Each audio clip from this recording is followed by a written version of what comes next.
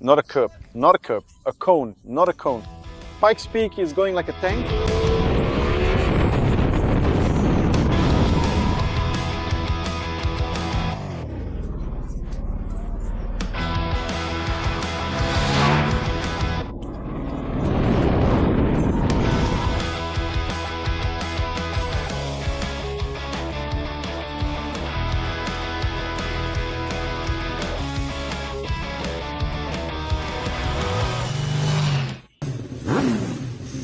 Hi, this is Andrzej. Kekper told me to speak not too loud, not too quiet, just right so that I speak.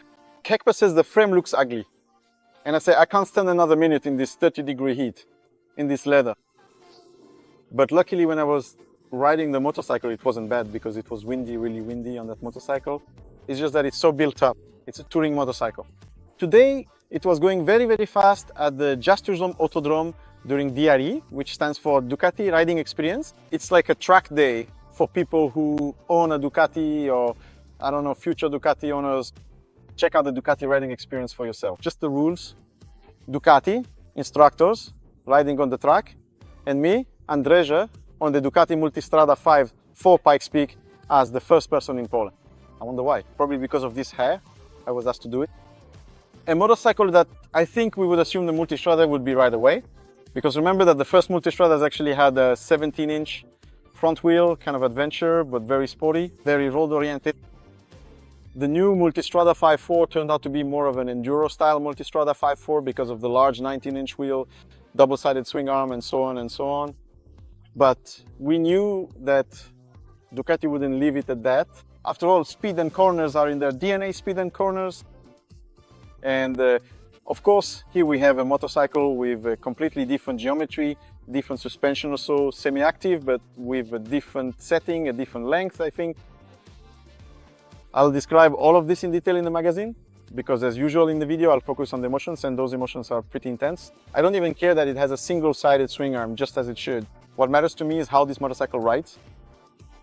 A lot of people ask me today, so how is it? Well, I say it's just the way it should be, and nothing else. You get on this motorcycle and you have a touring bike that you can ride on the track. And what's strange and surprising is that you can ride it even on a small track. Because I expected that this motorcycle would be great, for example, if we took it to Poznan. Of course, remember, great in the category of touring and adventure motorcycles. I knew that in long curves, there wouldn't be a problem because all you have to do is lean those 220 kilos into the turn, give it some gas, brake, and it'll be great. But it turned out that this machine, bam, bam, bam, bam, bam, switched from corner to corner really effortlessly. You know, you just have to change your mindset a bit like, okay, we have a sport motorcycle, for example, let's look at the Hypermotard SP version. And you look at it and think, no, this can't possibly work. But in practice, all you have to do is get off the Hypermotard SP and onto the Pikes Peak and simply add the factor of greater weight to all your movements. For example, if you have a Supermoto, this would be like Supermoto times 2. When it comes to power and weight, actually, in terms of power, it's even more than double. Power and weight, like Supermoto times 3, if we're talking about power. A 450 that has 60 horsepower, this one has 170. You do the math and that's it, okay? You have to brake 3 meters earlier, you have to throw it into the corner a bit sooner or a bit more aggressively. You have to give it a bit more throttle so that the mass coming down can be nicely stabilized, and you just multiply all that for yourself. It takes you 2, 3, maybe 4 sessions and you start riding this motorcycle faster and faster and faster and faster. Suddenly it turns out that you're braking, downshifting and sliding sideways just like on a supermoto, and you're like, hey, what's going on? And suddenly Andrzej's inner Andrzej kicks in, and that's why I wanted to finish riding pretty quickly, because it was just too much fun. The package is complete, but what's important is that it's not radical. I don't know if that's a plus or a minus. I mean, yes, it's a plus that the motorcycle isn't so radical, because more people will be able to ride it. We hear an alarm again, but this time it's not my alarm. That's not my alarm. Well, it truly is what it is, you know. The motorcycle isn't radical, and anyone will be able to ride it. I mean, the throttle response, the aggression when you open the gas. I even rode it in the engine's eye mode, which is the most aggressive map. But this V4 is so smooth that it just didn't bite me at all in the low and mid rev range. When it really revved up, the bike took off like crazy. but it was all completely stress-free. Here, on this long curve, I shifted up 2 gears, then up to 5th, and you know, throttle wide open, just cruising into the corner. Then 3 gears down, and I throw it sideways, and as I keep going, I look and see that the stretch without a black skid mark was, I don't know, maybe 20 or 30 meters, because on the exit there were those black lines from the rear tire, from the power, and then black marks from the entry, from the slide. Just like on the track in Poznan where we thrash it for liters, you know, and the tires are constantly sliding. Brilliant, simply an amazing experience. And the best part is, it all happens like this, without any drama. The only thing is, everything is happening at an incredible speed. Everything about this motorcycle fits perfectly. Pirelli Diablo Rosso tires, Pirelli Diablo Rosso 4 Corsa. Jesus, they can't come up with a shorter name like Pirelli Corsa. Petard. They didn't overheat. They stayed sticky all the time. At first, I was so timid about riding this motorcycle. It was only at the end that I realized I could just go all out on it, lean it over, and ride it on my knee.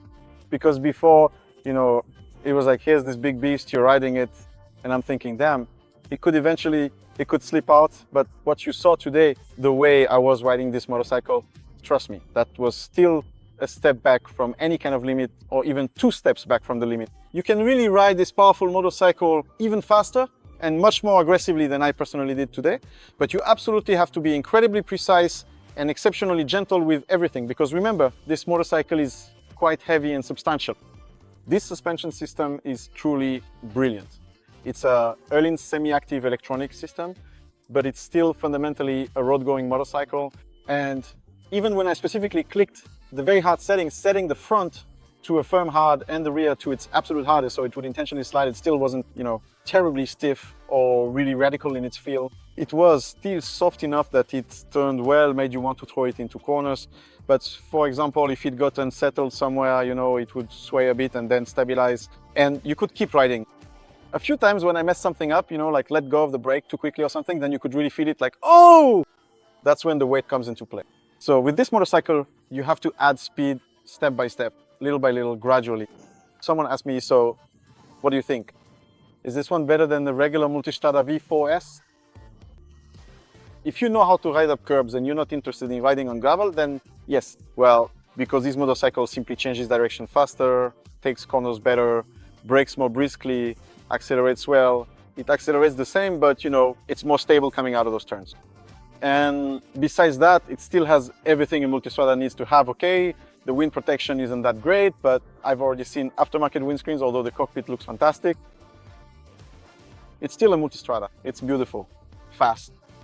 I've heard that this Multistrada V4 shows 290 kilometers per hour. I don't know. It wasn't me. Seriously, it wasn't me. And that's it. Here you have everything. You have a touring motorcycle that you can take to the track, and boom. And today I was looking at those Street Fighter V4S and the Panigale V4 and the Multistrada V4 Pikes Peak. And I had this thought that you could just walk into the dealership. That's how it should be, really. You buy a motorcycle blindly, you come in and it's like this. Good morning, good morning. What kind of riding position would you like? This one, or this one? Well, I'll take this one. All right? And how many kilos do you want the bike to weigh? Well, I can afford about 220. Here you go. You can now buy Ducati by the kilo, because everyone that's designed for riding on asphalt, and even those that aren't designed for asphalt, handles brilliantly on asphalt, in corners, on tracks. You just choose whether you want this, or this. Simple. Simple. Andrej, a good tip. Bye. There will be more in the magazine. I'll write a review of this motorcycle. Maybe I'll dare to take it out on the street again, just to ride it a bit, to live with it a little, because how long can you keep fooling around? Bye. Kakper said that I didn't go into any details at all. And look, the windshield is adjustable lower, higher, lower, higher, lower, higher. As usual, more details in the magazine, because I like to write there, and talking is already making my throat sore. Besides that, I had already gotten over that particular issue quite recently. However, I was still not entirely convinced by it. I've got a helmet.